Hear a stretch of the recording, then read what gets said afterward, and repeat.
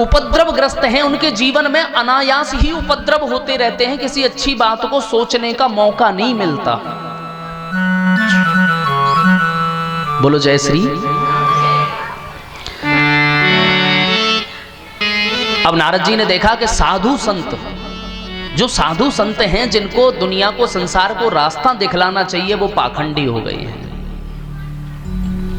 जिन साधु संतों को भगवान ने निर्देश दिए थे कि तुम्हें आश्रम बनाने की जरूरत नहीं है, भजन करने की जरूरत है, उन्होंने क्या कर रखा है, बड़े बड़े भव्य आश्रम बना रखे हैं। समझ लो नारद जी अभी घूम रहे हैं, आकर के देख रहे हैं वृंदावन में, देखा तो ये क्या है, सब ये धर्मशालाएं बनी हुई हैं बड़ी बड़ी। अगर नारद जी को प्यास लगी हो तो पूरे वृंदावन में पता चली रुकने का ठिकाना नहीं मिले हैं। कन्या विक्रय, नारद जी देख रहे हैं कि अपनी कन्या को लोग बेच रहे हैं। और आगे चले नारद जी, स्त्री पुरुषों में कलह है, घर घर में कलह व्याप्त है, छोटी छोटी बातों पर लड़ाई हो जाती है, झगड़ा हो जाता है, महीनों की बोलचाल बंद हो जाती है। नारद जी और परेशान हुए। नारद जी ने देखा लोगों को एक दूसरे पर भरोसा नहीं है। पहले जिस संसार में, जिस भगवान के इस धराधाम पे विश्वास, बातों का विश्वास हुआ जाता था, अब रजिस्ट्री का भी विश्वास नहीं है। एक एक चीज को लोग 5-5 मास बेच रहे हैं, भरोसा खत्म हो गया। घर में भरोसा नहीं है, तुम कहां हो, फोन करके पूछ रहे हैं तुम कहां पे हो। श्रीमान कह रहे हैं हम जाम में फंसे हुए हैं, श्रीमती कह रही है जाम की सी आवाज तो नहीं लग रही है?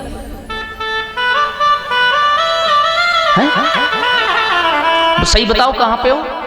वो कह रहे हैं नहीं थोड़ी देर बाद बताता हूं, मैं अभी बताता हूं। पिता पूछ रहे हैं बेटे से, बोले कहां है, मैं मित्र के यहां हूं। बोले मैंने मित्र के यहां फोन लगाया तो मित्र के यहां नहीं है। अविश्वास बढ़ता चला जा रहा है। विधर्मियों का बोलबाला है। विधर्मी समझते हैं, बोलो जय श्री। विधर्मी समझते हैं जो बिना धर्म वाले हैं, उनका बोलबाला है। जिनका कोई धर्म नहीं है, उनका बोलबाला है। वो अपना पाखंड आकर के चला रहे हैं। बाजारों में अन्न बिक रहा है। देखिए वैसे तो छोटी सी बात है, सब किसान हैं, अगर अन्न को नहीं बेचेंगे तो काम कैसे चलेगा। लेकिन आज की स्थिति ऐसी है कि अगर किसी को भूख लगी है तो उसे बिना पैसे के, गांव में भले ही भोजन मिल जाए लेकिन शहर में तो उसे भूखा मरना पड़ेगा। शहर में व्यक्ति को भूखा मरना पड़ेगा। 2-4 जगहों की ठिकानों की कह दें तो ठीक है, नहीं तो अन्यथा उसको चाहे वो भटक भटक के मर जाए, चिल्ला चिल्ला के मर जाए, उसे रोटी नहीं मिलेगी। पैसे से विद्या बिक रही है, ज्ञान जो है पैसे से मिल रहा है। जिस भारत भूमि पे फ्री में शिक्षा के लिए बड़े बड़े विदेशों से लोग आया करते थे, तक्षशिला जैसी यूनिवर्सिटियां या विश्वविद्यालय थे, उस भारत भूमि पे आज देखिए विद्या टोटल व्यापार बन चुकी है। वेश्यावृत्ति, स्त्रियों ने अपने धर्म को छोड़ दिया क्षणिक सुख के लिए, क्षणिक धन के लिए, वेश्याओं जैसी वृत्ति अपना ली। नारद जी दुखी हो गए, सोच करके लगे कि चलो भाई यहां से तो वापस ठीक है, अपने स्वर्ग में ही चलते हैं। लेकिन नारद जी का मन हुआ कि चलो वृंदावन और होते हुए चले जाएं। बोलो जय श्री। वृंदावन में पहुंचे नारद जी, तो नारद जी ने क्या देखा, एक युवती है, एक स्त्री है जो कि जवान है, उसके साथ में 2 बुजुर्ग व्यक्ति लेटे हुए हैं। उस स्त्री की, स्त्री समझ रहे हैं, एक महिला, एक लड़की, एक छोरी, एक छोरी बैठी है, बाकी संग में 2 बड़े बूढ़े आदमी लेटे हुए हैं। बहुत सारी लड़कियां उसकी हवा कर रही हैं, समझा रही हैं, चिंता मत करो सही हो जाएंगे। नारद जी निकल करके जा रहे हैं, भीड़ लगी हुई है। नारद जी का मन हुआ चलो देखें तो सही क्या है। भाई कहीं पे भीड़ लगी हो तो अपन भी देखते हैं, तो अगर ज्यादा टाइम नहीं है तो थोड़ा सा तो देख ही लेते हैं, कितना भी चाहे कितना व्यक्ति शीघ्रता में क्यों नहीं हो, लेकिन फिर भी नजर तो कर ही लेगा कि देखे क्या हो रहा है। अच्छा यहाँ पे एक्सीडेंट हो गया है या मारपीट हो रही है, ये तो होती रहती है। ऐसे ही नारद जी ने देखा, बोले ये क्या नया बवाल है, भीड़ लग रही है। जाके नारद जी ने देखा एक दो बड़े बड़े बुजुर्ग लेटे हुए हैं, एक लड़की जो है चिंता कर रही है। नारद जी ने कहा चलो कोई कारण होगा, हम भी चलते हैं, हमें क्या मतलब पड़ रहा है, बोलो जय श्री। लेकिन नारद जी जैसे ही लौटने को हुए तो उस स्त्री ने आवाज लगाई, भो भो साधो क्षणं तिष्ठ मच्चिंता मयि नाशम। भो भो साधो क्षणं तिष्ठो मच्चिंतामपि नाशयम्। हे साधु महाराज, ओ बाबा जरा रुको रुको बाबा, तुमसे ही कह रही हूं। नारद जी ने मुड़ के देखा, बोले कहो। बोले महाराज, दर्शनम तब लोकस्य सर्वथा गहरम परम। महाराज मैंने सुन रखा है, अगर महात्मा के दर्शन हो जाएं तो सारे कष्ट दूर हो जाते हैं। नारद जी अपना जाना कैंसिल करके उसके पास पहुंच गए। नारद जी ने पूछा आप कौन हैं, आप पहले अपना परिचय दें और हमसे क्या चाहते हैं, बोलो जय श्री। तो जो लड़की बैठी हुई है उस लड़की ने बताया, अहम भक्ति रीति ख्याता इमो में तनयो व्रता। मेरा नाम भक्ति है और ये जो लेटे हुए हैं ये दोनों मेरे पुत्र हैं। सोच के देखिए, मां जवान है और बेटे बुढ़े हो गए। बोलो जय श्री। ज्ञान वैराग्य मानो काल योगे न जर्जरो। इन दोनों का नाम है, एक का नाम ज्ञान है और एक का नाम वैराग्य है। और ये दोनों समय की परिस्थिति के अनुसार काल के थपेड़ों से दोनों बुढ़े हो गए, जर्जर हो गए, इनके शरीरों में ताकत नहीं है, चल नहीं सकते। नारद जी ने कहा, भैया एक बात बताओ, ऐसी हालत इनकी कैसे हो गई? भक्ति बोली, मैं द्रविड़ देश में उत्पन्न हुई। मैं जो पैदा हुई द्रविड़ में हुई, महाराष्ट्र में कहीं कहीं मुझे सम्मान मिला, कर्नाटक में मेरा अच्छा पालन पोषण हुआ। ये सभी भारत भूमि की बात चल रही है। फिर मैं वृंदावन पहुंची, गुजरात जो मैं पहुंची तो गुजरात में मेरा बुढ़ापा आ गया। बोलो जय श्री। भक्ति बता रही है, गुजरात में पहुंची तो मैं बुढ़ी हो गई, भक्ति जो है बुढ़ी हो गई। तो मैं गुजरात को छोड़ करके चलती, फिर पहुंची वृंदावन। अब वृंदावन में जब आई हूं तो वृंदावन में क्या हुआ, मैं तो सही हो गई, मैं तो जवान हो गई, लेकिन मेरे दोनों बालक, मेरे दोनों बेटे बुढ़े हो गए। समझ में आ रही है कथा? द्रविड़ में उत्पन्न हुई, कर्नाटक में पली बड़ी, महाराष्ट्र में कहीं कहीं सम्मान हुआ, गुजरात में पहुंची तो भक्ति खुद बूढ़ी हो गई, वहां कोई भक्ति नहीं करे। लेकिन वृंदावन में जैसे ही प्रवेश किया तो भक्ति तो जवान हो गई और ज्ञान और वैराग्य बुढ़े हो गए। अब ज्ञान और वैराग्य को लेकर लेटी हुई हैं, आकर के नारद जी से प्रार्थना की, महाराज इन दोनों का कैसे भी कष्ट दूर करो। नारद जी को ज्ञान है, नारद जी भक्ति के आचार्य हैं, नारद जी ने अपने उपाय किए। नारद जी ने भक्ति को समझाना शुरू किया कि देखो यहां ऐसा ही हो रहा है। श्रीमद् भागवत में एक श्लोक आया है, पंडितः कलत्रेण रमन्ते महिषा एव। कलयुग में जो पंडितः बहुवचन का प्रयोग किया है, एक वचन द्विवचन बहुवचन। पंडितः यानी बहुत सारे लोग, जो विद्वान है, पंडित किसको कहते हैं? पठका पाठका चैवन्य शास्त्र चिंतका ते समस्तेषु मूर्खेषु क्रियावान से पंडिता। पढ़ने वाले, पढ़ाने वाले, सुनने वाले, सुनाने वाले सब मूर्ख हैं। पंडित कौन है? क्रियावान, जो कहता है वही करता है और जो करता है वही कहता है, वो पंडित है। रमन्ते महिषा एव, जो विद्वान हैं, जो अपने आप को कलयुग में विद्वान कहते हैं, वो क्या करते हैं कि जानवरों की तरह रमण करते हैं और केवल संतान उत्पन्न करने में दक्ष हैं। वो संतान उत्पन्न करना जानते हैं, अपनी मुक्ति की बात नहीं जानते। भक्ति को तमाम तरह का ज्ञान दिया, लेकिन भक्ति के ऊपर कोई असर नहीं हुआ। नारद जी बोले, मुझे अपने ज्ञान पे बड़ा विश्वास था। जैसे कोई व्यक्ति अगर डॉक्टर हो, उसे कोई मरीज मिल जाए और वो मरीज कहे कि महाराज मैं बड़ा परेशान हूं, मुझे कोई दवाई दे दो। डॉक्टर सब कुछ चेक कर ले, भैया नाड़ी भी ठीक है, नब्ज भी ठीक है, बीपी भी सही जा रहा है, पल्स भी सही जा रही है, सारी चीजें सही जा रही हैं, लेकिन फिर इसको दिक्कत क्या है? ऐसे ही नारद जी को चिंता का विषय बन गया। सारे उपाय कर लिए, लेकिन भक्ति को कोई फायदा नहीं हुआ। नारद जी अब खुद चिंता में आ गए। नारद जी चिंता में आए, तभी आकाशवाणी हुई कि हे नारद, सत्कर्म से इस भक्ति के दुख दूर होंगे। नारद जी मन में सोचने लगे कि ये सत्कर्म क्या है। हम आप भी अगर चिंतन करें तो सत्कर्म है क्या? क्या भगवान का भजन करना, हम यहां पे बैठे हुए हैं, ये सत्कर्म है?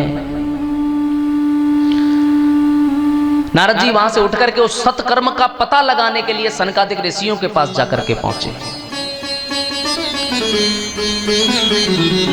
देखिए, 3 प्रकार के यज्ञ होते हैं। एक द्रव्य यज्ञ,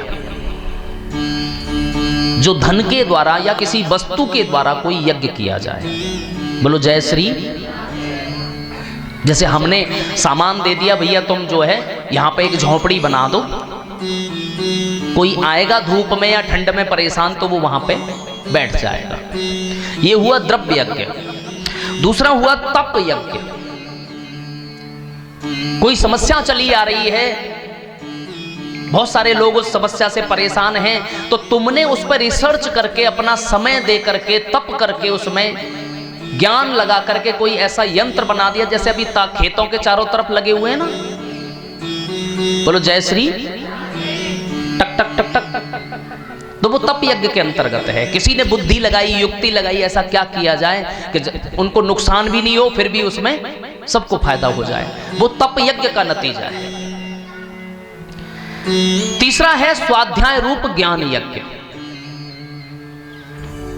यानी जो हम स्वाध्याय करते हैं, जो जिन विषयों को हम जानते हैं, एक ही चीज पे अपना हम ज्ञान पक्का करें, हम स्वाध्याय करते रहें, भगवान का जप करते रहें, शास्त्रों को पढ़ते रहें, फिर उसमें से जो ज्ञान निकलेगा। देखिए, कभी कभी हम किसी पुस्तक को पढ़ते हैं तो एक ही बार में उसका सार समझ में नहीं आता। बोलो जय श्री।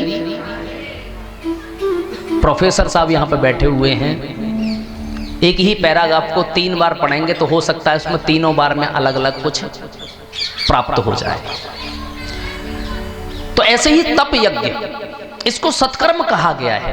पुनरावृत्ति। नारद जी को पता चला सत्कर्म सूचको नूनम ज्ञान यज्ञ स्मृतो बुधे। कर्म हमारे अच्छे हों, ज्ञान हमारा अच्छा हो, वो सत्कर्म का लक्षण है। दूसरा, श्रीमद् भागवतालापः, जो श्रीमद् भागवत की जो कथा है, इसकी जो चर्चा है, सतु गीता सुकादिभिः, ये सुक आदि जो कवि हुए हैं, व्यास जी जो कवि हुए हैं, उन्होंने इस रास्ते पे सत्कर्म का ये दूसरा उपाय बताया है कि हम भगवान की कथा सुन लें। बोलो जय श्री।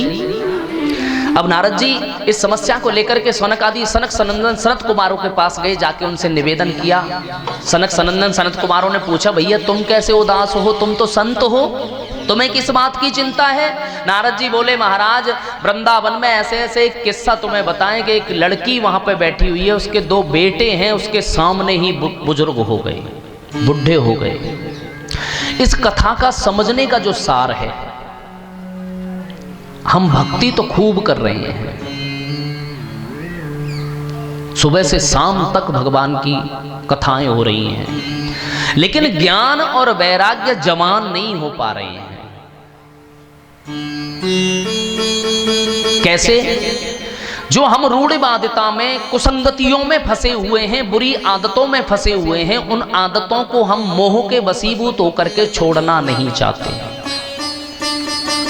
जो गलत है उसे हम सही मान बैठे हैं। कोई कहता है कि ये गलत है,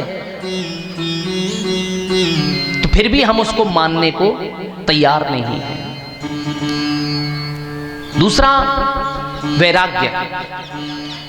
किसी चीज को छोड़ना नहीं चाहते, हम वैराग्य को प्राप्त नहीं होना चाहते। भक्ति खूब करते हैं, 3 बार भगवान की माला करते हैं, सुबह दोपहर शाम, लेकिन अपनी आदत में परिवर्तन कर लें। रास्ते में से कौन निकल के जा रहा है उसको नहीं पूछें। मतलब माला भजन करने लग रहे हैं, एक आंख से देख रहे हैं ये घर में कौन आया, वन लाला कौन आया हो, ये उस आदत में परिवर्तन नहीं है। भक्ति खूब कर रहे हैं, या 4 बार बता दिया कि ये काम करना नुकसानदायक है, लेकिन उस काम को बंद नहीं करेंगे। किसी भी उद्देश्य से देख लो, घर में कह देंगे नहीं पंडित जी हमारे यहां तो यही होता आया है। 4-4 कदम पे देखो, हर परिवार में अलग रीति रिवाज है, शास्त्र कुछ कहता है, हम कुछ कहते हैं, लेकिन मानने को तैयार नहीं, हमारे यहां तो ऐसा ही होता है। एक छोटी सी एक किस्सा सुनाया आपको। किसी घर में शादी थी, बोलो जय श्री। देखो इधर के जो लोग हैं ना, परीक्षित जी तो बिल्कुल हमारे आराम से बैठे हुए हैं, बोले बाकी सब कर तो रहे हैं, हमें क्या दिक्कत है। परीक्षित जी, एक तो कल से आपका आसन चेंज होगा, हमारी आपकी नजर मिलनी चाहिए, ठीक है साहब। बाकी लोगों से नजर मिले नहीं मिले, लेकिन आपसे तो मिलनी चाहिए। किसी घर में शादी थी,